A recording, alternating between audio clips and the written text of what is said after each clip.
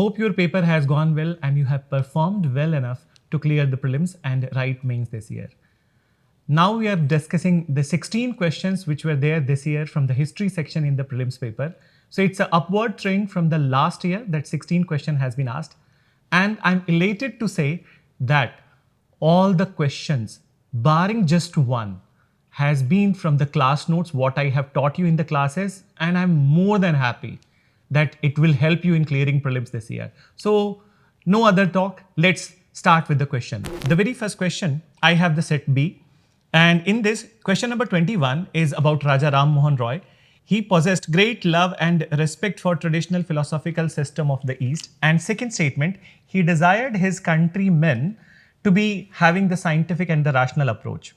So both the statements are correct. As you know that Raja Ram Mohan Roy, he was very much appreciative of the Western Renaissance thinkers and their thought process, and so as he proposed scientific and rational thought process. So both the statements are correct. Moving on to the next question. Consider the following subjects with regards to the non-cooperation movement. Then, so in this question, let me read it for you. Observance of strict non-violence, it was also correct. Retention of titles and honors. This is something, retention of titles and honors was not the part of the non-cooperation movement. Then, in fact, they have to abandon the foreign titles and the honors. And the last is establishment of panchayat for settling disputes. Yes, it is also correct. Gandhi advised people to settle the disputes through panchayat. It was also one of the strategy of boycott of the British system, judiciary, their administration.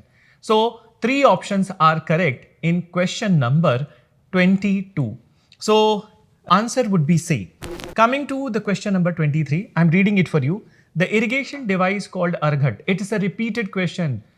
If you could have gone through last few year paper, you could have solved it very easily. It's a Persian wheel and Persian spoked wheel which has earthen pots attached to that. So it is very easy question and the answer is B. A large wheel with earthen pots tied to the outer ends of the spokes. Coming to the question number 24. Who among the following rulers in ancient India had assumed the title of Mattavilas, Vichitrachit, Gunabhadra?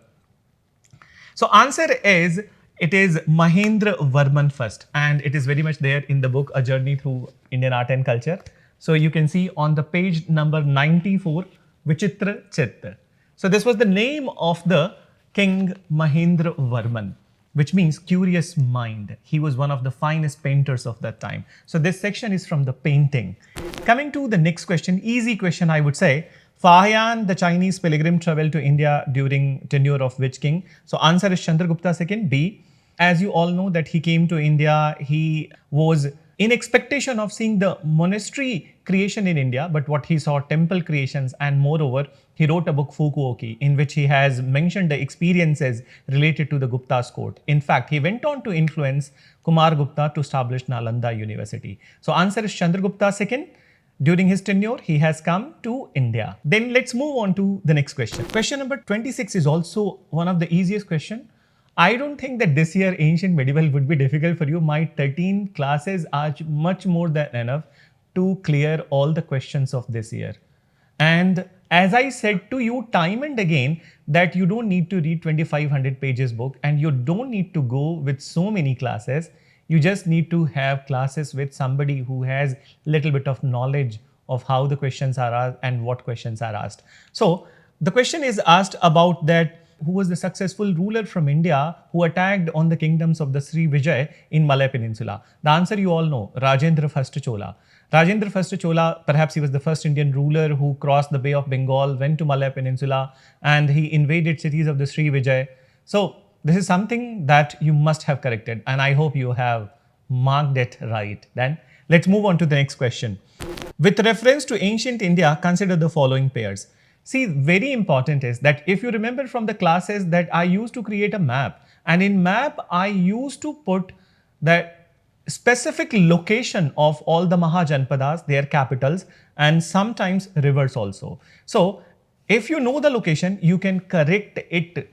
This question, it was easy question. So very first, Asmak. Asmak is on the banks of Godavari. This is, I have said time and again in the classes. Then what about Kamboj? Kamboj was in Afghanistan. It was in the Oxus River, and the option which is given, Vipas. In Rigvedic time, you have written about the rivers. What was Vipas? Vipas is Byas River. Byas River is basically in Punjab. So it is not going into Kamboj. So that is wrong. Then Avanti. Avanti, the pair which is given is Mahanadi, but Avanti was in the valley of the Narmada River, and Mahanadi is in Odisha. So this is incorrect option. And then Kosala. So Kosala is Ayodhya, and Kosala was situated on the banks of the Saryu. So Ayodhya, if you know, Saket, if you know, so then but obvious you know the Saryu. So two pairs are correct in this one. So answer would be B, only two. Coming to the question number 28. The first Gandharva Mahavidyalaya, a music training school, was set up in 1901 by Vishnu Digambar Paluskar. So this is a factual question, and the answer of this one is in Lahore. Coming to the next question, Asokan inscriptions suggest that Pradesika, Rajjika and Yuktas, important officers act. So if you have gone into the classes, in some of the batches we have covered this part, that Pradesika, Rajjukas and Yuktas are the officers at the district level administration. So in this district level administration, Pradesika comes at the very first place, highest position, followed by the Rajjukas, and then the last is the Yuktas who collect the taxes. So this is what is about the Mauryan administration. Coming to the question number 30th. Consider the following statements in respect of the non-cooperation movement.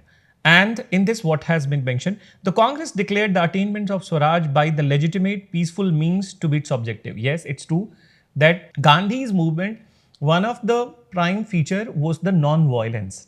So legitimate means and the non-violence.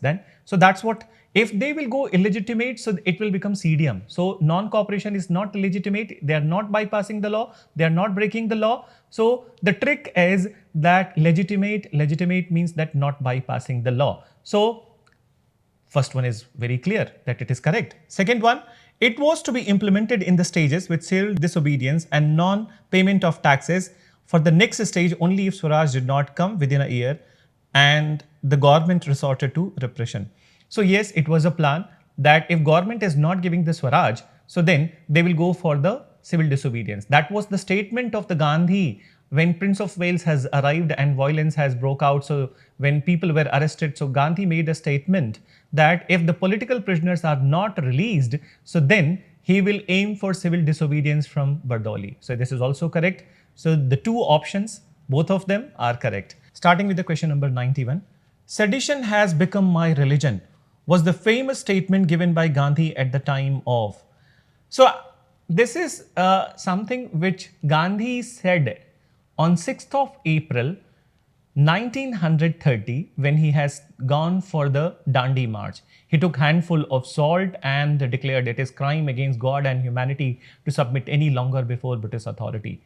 And this is a statement why he has said that earlier in non-cooperation movement, he stopped non-cooperation because of the Chauri Chaura violence, but government has charged him with sedition. So taking the cue from his previous movement, he made this statement during Dandi March. Moving to the next question. The famous female figurine known as Dancing Girl found at Mohenjo-daro is made of, you all know, bronze. So you all know, you have studied in the classes. I often used to say in the classes that I imagine that it will be larger than the live figure, but it just fits in the palms, and then it's a bronze created dancing girl image. And moreover, the technique of creating it was lost wax technique. So one of the easiest question of this year paper. I hope it will help you in clearing prelims. Moving further, who provided legal defense to the people arrested in the aftermath of Chauri Chaura incident? It seems that Chauri Chaura has been favorite of this year paper. So then the answer of this question is C.R. Das. That C.R. Das led the defense of the people who were arrested. And as you know, Chauri Chaura is a small town in Gorakhpur district of UP. And on 5th of February 1922, this incident happened. 22 policemen died because of the torching event, and then after the people were arrested, but C.R. Das led the defense of the people who were arrested after the aftermath of the Chauri Chaura incident. Moving to the next question. Subsequent to which one of the following events Gandhi, who consistently opposed untouchability and appealed for its eradication from all sphere, decided to include the upliftment of Harijans in his political and social program? Very easy. I would say that if you are making a mistake on it, so you'll not be forgiven. Then Pune Pact. It was the pact that which happened after the communal award announcement by the British Prime Minister Ramsay MacDonald. And after this announcement, what has happened that Gandhi has gone for fast unto death. And finally, it led to the Pune Pact between Gandhi and Ambedkar, which increased more reserved seats for the depressed classes in center and provinces. And Gandhi went on to create Harijan Sevak Sangh for the upliftment of the Harijans. He started Harijan tour, he shifted his ashram from Sabarmati to Wardha. So answer is Pune Pact. And the next question. That's why I say time and again that you guys must see Culture Quantum video. You never know that from where you get the question. I have said time and again that you go through the Culture Quantum videos, and one shot on the Portuguese, which I shot from Goa itself, a question has directly come from that part. That is the native plantation, and n number of the time in the very first class I do say to you that you must go with the native plantation. So as the batch which started 2 days back, I said the same thing. I just taught this thing, and that's how the question has come. So just look at the question. That consider the following fruits: papaya, pineapple, guava. How many of the above were introduced in India by the Portuguese in the 16th and the 17th century? That is all the three. They were introduced by the Portuguese. So go through the Culture Quantum videos. Now you don't need to neglect it. Then if you're neglecting it, so maybe some of the predictable questions you are not able to find. Let's move on to the next question. That is question number 98. It's also one of the easiest question. Who among the following was the founder of the self-respect movement? Periyar. You all know Periyar. E.V. Ramaswamy Naicker, who was given a coveted title of the Periyar. So it is self-respect movement which he has started, and moreover, that Justice Party, which was established in Tamil Nadu, came under the influence of Periyar's self-respect movement, and it is Periyar who transformed Justice Party into Dravid Kadgam, which later on became Dravid Munnetra Kadgam or DMK. So easy question, and I hope that you are performing very well this year prelims and you are going to clear the exam. Best of luck to all of you for the mains examination, and keep watching Culture Quantum videos. It is just there to help you, and it is just there to help you in clearing the exam with very good marks. Thank you.